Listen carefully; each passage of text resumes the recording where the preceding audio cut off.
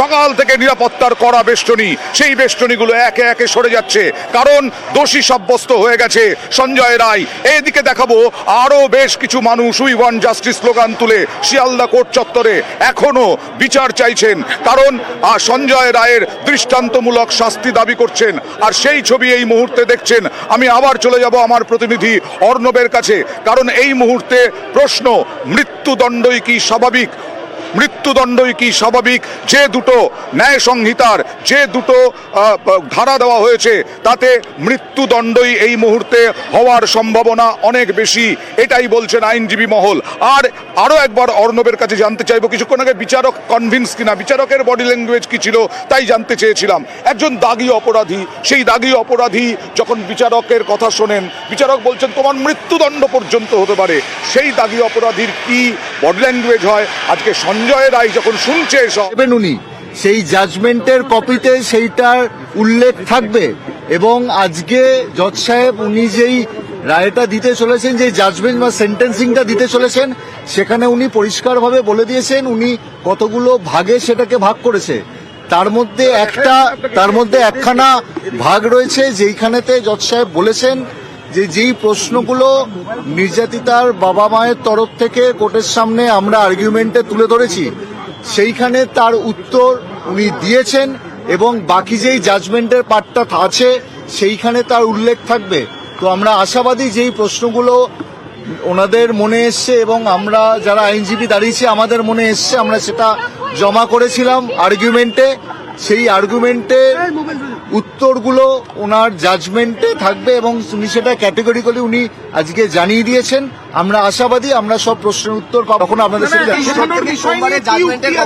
আজকে শুধু আজকে বলে নয়, প্রথম থেকেই আমি বলে দিচ্ছি, আজকে সঞ্জয়ের বক্তব্য আমি এই ঘটনার সঙ্গে যুক্ত নই, আমাকে ফাঁসানো হয়েছে এবং প্রচুর লোক আছে যারা ফাঁসিয়েছে, আমি নির্দোষ, আমি কিছু করিনি।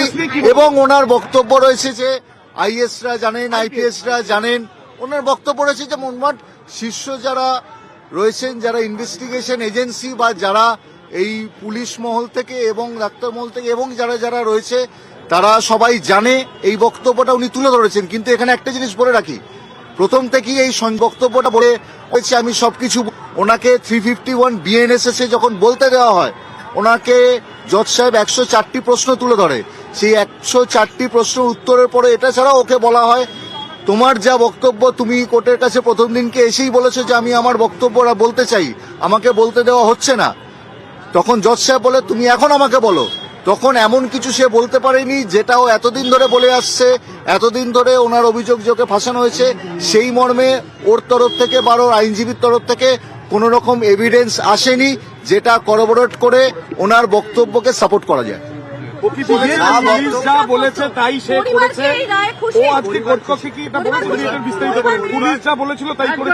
না, কোনো কাউকে স্পেসিফিক কাউকে দোষ দিয়ে বলেনি, ওর একটাই বক্তব্য আমি নির্দোষ, আমাকে ফাঁসানো হয়েছে এবং সবাই জানে, এই বক্তব্যটা রয়েছে। কিন্তু এইখানেতে যখন আর্গুমেন্টে বলা হয় বা তারপরে বলা হয় একটা কেসের বিচার পেতে গেলে বিচারের জন্য যেটা দরকার সেটা হচ্ছে এভিডেন্স।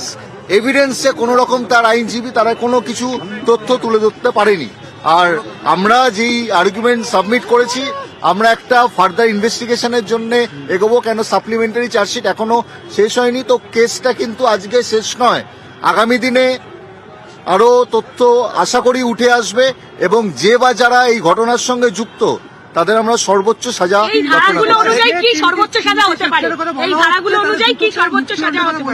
এই ধারা অনুযায়ী যা আছে সর্বোচ্চ সাজা ফাঁসি আছে, মানে ক্যাপিটাল পানিশমেন্ট, যেটা আমার মৃত্যুদণ্ড, সেটা রয়েছে।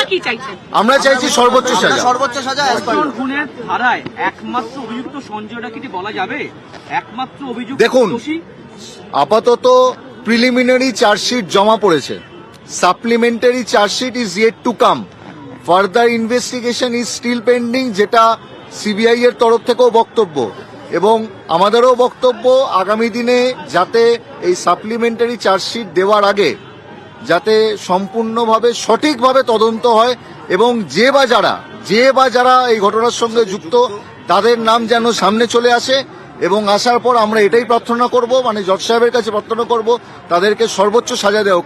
কারণ এই যেই ঘটনাটা ঘটেছে, যেইভাবে নির্যাতিতার মৃত্যু হয়েছে, সেটাতে শুধুমাত্র তার শারীরিক মৃত্যু ঘটেনি, তার আত্মাকেও হত্যা করা হয়েছে।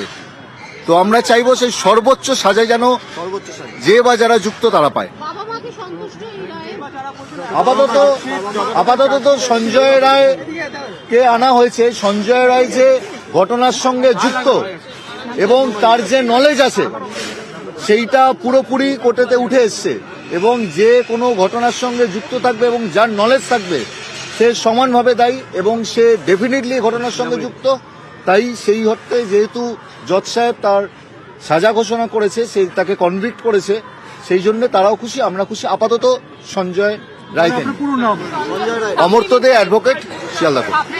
রাজদীপ হালদার, অ্যাডভোকেট, শিয়ালদাপুর। পিছিয়ে এসো, পিছিয়ে যাও, বেরিয়ে যাও।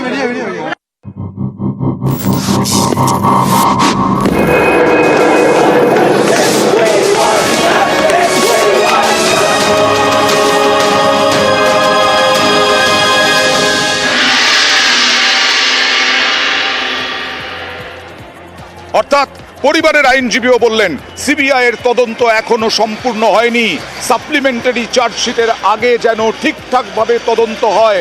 এর সঙ্গে যেটা পরিবার দাবি করছে যে সঞ্জয় রায় একা নয়, সঞ্জয় রায় ছাড়াও আরও অনেকে জড়িত, সেই সঞ্জয় রায় ছাড়াও আরও অনেকে যদি জড়িত থাকে তাহলে তাদেরও সাপ্লিমেন্টারি চার্জশিটে যেন নাম থাকে, সিবিআই যেন ঠিকঠাক তদন্ত করে। এইটা জানালেন পরিবারের আইনজীবী। আমি আবার আমার প্রতিনিধি অর্ণবকে ডেকে নেব, কারণ অর্ণবের কাছে জানতে চাইবো, যেটা জানতে চাইছিলাম যে একজন দাগী অপরাধী, তার এই যে বলা হচ্ছে, বিচারক বলছেন তোমার মৃত্যুদণ্ড পর্যন্ত হতে পারে, মিনিমাম হচ্ছে তোমার কারাদণ্ড, তখন কিরকম বডি ল্যাঙ্গুয়েজ ছিল? একজন দাগী অপরাধী, তার তো কোনো অনুতাপই হওয়ার কথা নয়। একেবারে নির্লিপ্ত এবং কার্যত একটা ডোন্ট কেয়ার অ্যাটিটিউড। আমি তো দোষ করিনি, আমি কি হয়েছে, এবং বিচারটা আপনি ভুল করছেন। এবং এটা এর আগে কামদুনি জাজমেন্ট দেখানোর অভিজ্ঞতা হয়েছে। কামদুনি জাজমেন্টও কিন্তু ফাঁসি হয়েছিল, আমরা জানি নগরদার আদালতে, কিন্তু 4 থেকে 5 জন ছিলেন। কেউ কিন্তু বিচারকের উদ্দেশ্যে এই মন্তব্য করেননি কোনো আসামি যে বিচারক আপনিও জানেন আমি নির্দোষ। এক্ষেত্রে সঞ্জয় রায় বলছে বিচারককে যে ওই ঘরে ওই রকমভাবে আপনি যেন বলছেন ওইরকমভাবে ধর্ষণ করে খুন করা আমার পক্ষে সম্ভব না, আমার রুদ্রাক্ষে মালা ছেড়ে নি। আপনিও বুঝছেন এটা কোনো আসামি বলতে পারে, কারণ কতটা ডোন্ট কেয়ার অ্যাটিটিউড হয়। সে বরাবরই এরকম অকুতভ হয়, কাজেই ক্রাইম করলেও আমার কিছু হবে না এরকম মানসিকতা। নেক্সট রাউন্ড অফ লিগ্যাল ব্যাটেলটা সে ভেবেই রেখেছে কী করবে। কোনো আসামিকে এর আগে সম্ভবত আমরা যে দিল্লি নির্ভয়া কেস দেখেছি, সেখানেও আসামিদের এরকম বিচারককে দিকে হাত দিয়ে দেখিয়ে বলতে শুনিনি বিচারক আপনিও বুঝতে পারছেন আমি নির্দোষ। অর্থাৎ আপনিও যেন কোনো ট্র্যাপে পড়েছেন। এতদিন হচ্ছিল যে সিবিআই ট্র্যাপ, সিবিআই তদন্ত করছে না, সঞ্জয় রায় আঙুলটা তুলেন বিচারকের দিকে, আপনি কোনো একটা প্রেসারে এই রায়টা দিচ্ছেন, আপনি খুব ভালো করে যে আমি নির্দোষ।